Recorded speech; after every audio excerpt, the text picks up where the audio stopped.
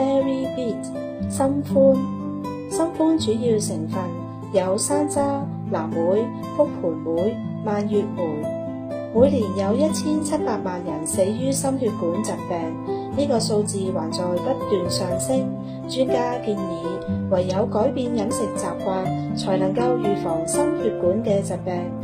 心寬有效滋潤心臟同肝臟嘅細胞，幫助清除血管中的毒素，預防心血管疾病以及維護肝臟功能。山楂同藍莓有助於調解血液裏嘅膽固醇，預防斑塊嘅形成及預防動脈硬化。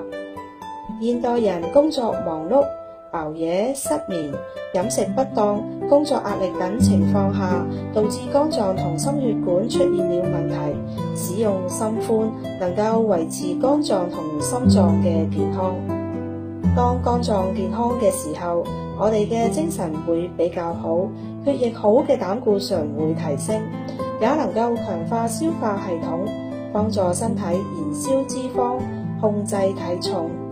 除此之外，山楂同藍莓亦能預防癌症，改善視力，保護腦細胞，強化骨骼同肌肉，以及促進泌尿道嘅健康。